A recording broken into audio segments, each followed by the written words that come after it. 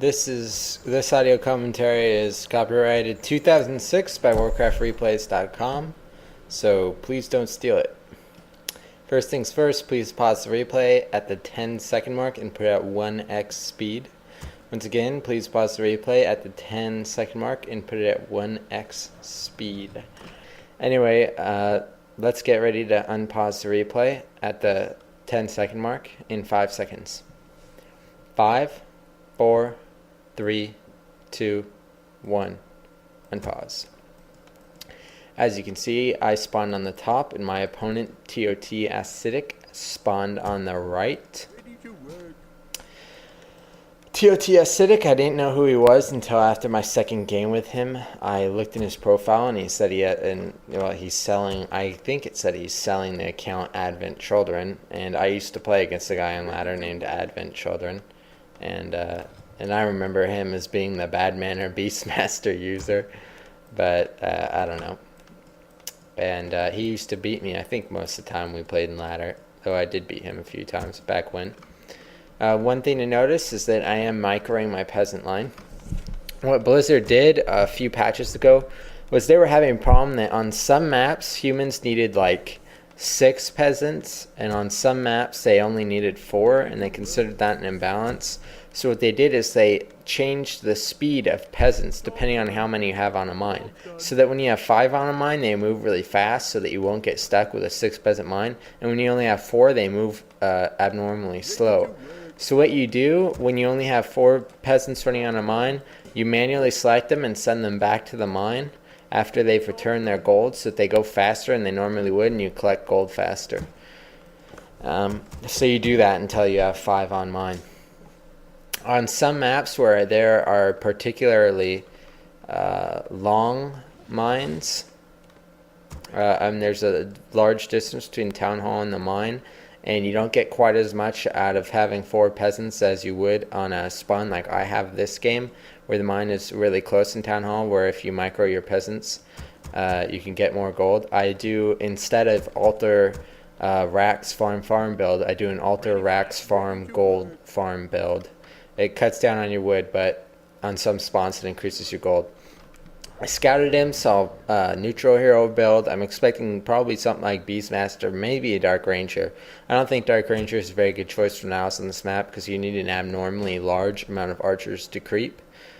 And creeping is her strength. So since I saw the neutral hero build, I have decided to go steal his little green creep to make it harder for him to get to level 2, because all neutral heroes I can think of are pretty creeping dependent. And meanwhile, as you can see, I'm creeping my green with a water elemental I sent up there and 2 militia.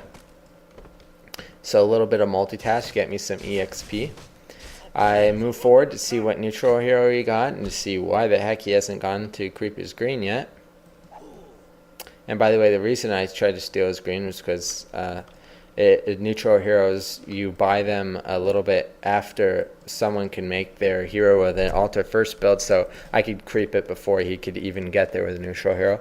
I see the panda, and panda is a bitch to face if you let him creep. When you're facing a level 3 panda or something, it gets a lot harder, and when you're facing a level 5, level 6 panda, you're going to be having a hard time, I assure you. So the trick to facing panda usually is to not let him creep. That's why most of the time when you face panda users, they do hunt builds, because you can't really stop a hunt user from creeping, because they kill foot so fast and foots really do nothing to them. But this game you win archers, so I figure I'll be pretty successful stopping his creeping.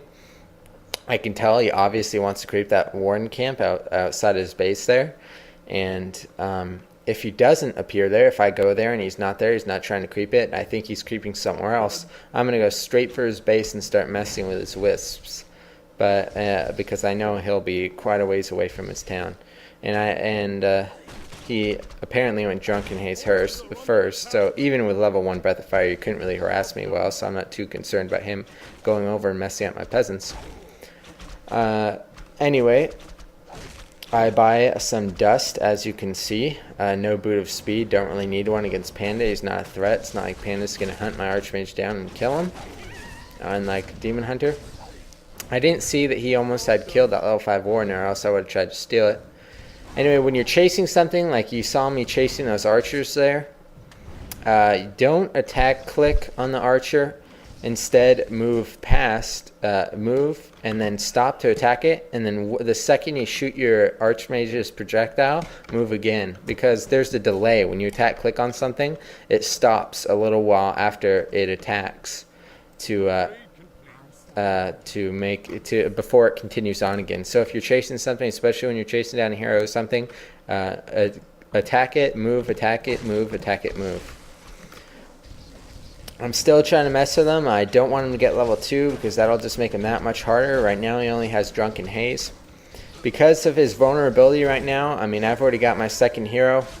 I've killed a couple of archers. I'm going to kill another. He's not level 2. I figure I can push him pretty well. So I've decided that I'm going to rifle push this game. As you can see, I'm building rifles up in my town. I could bring him with me. It wouldn't be the worst idea in this situation. Maybe with the additional firepower, I could have picked off even another archer, but I don't really want him to know that I'm going to rifle push because that might make him go into hyper defensive mode, you know, build more drides than he usually would. Maybe throw up an AP a little bit earlier. And also, you know, I don't really need them with me. They're kind of slow, and I don't want to risk losing any.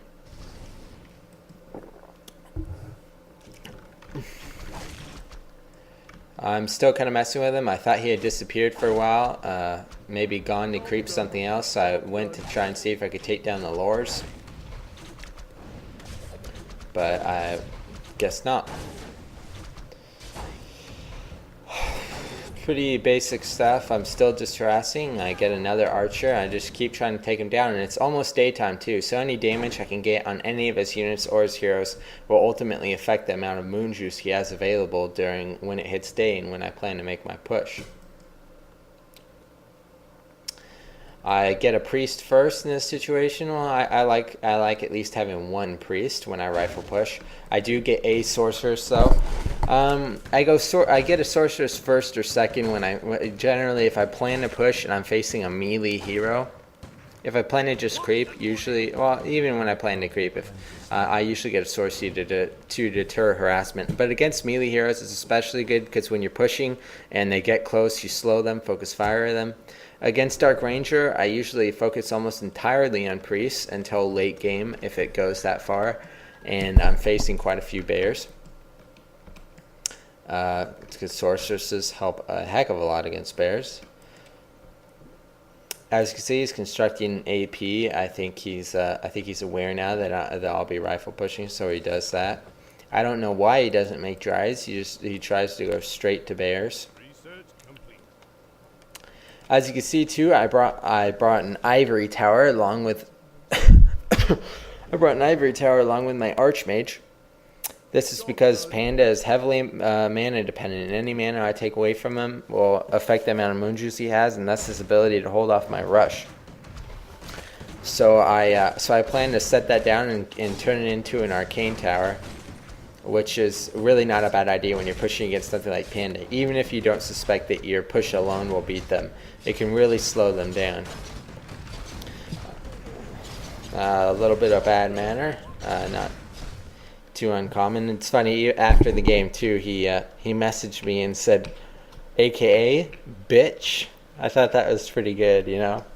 I think that's a perfect way to ask anyone for anything, you know. You just ask them for something and then you randomly insult them. And so please load up the second replay now.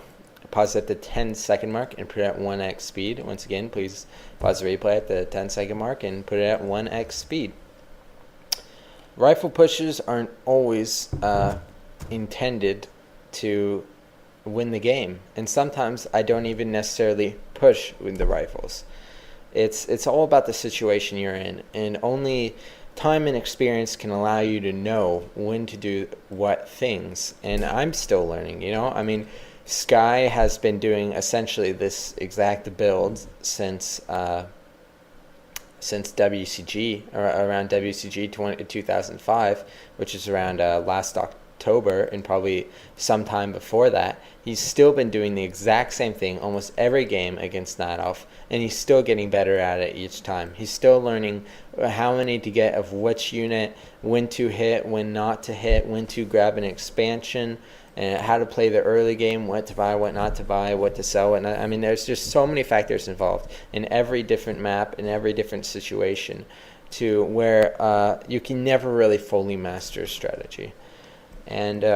And I think that's one of Sky's strengths, is that he usually takes one play style, like a set of heroes and a set of units he goes against each race. But what he does in every situation differs. Like, he goes Panda double sync every game, human against human. I mean, that's just what he does. But sometimes he'll expand, sometimes he'll go Griffin, sometimes he'll get mortars. It's totally different each game.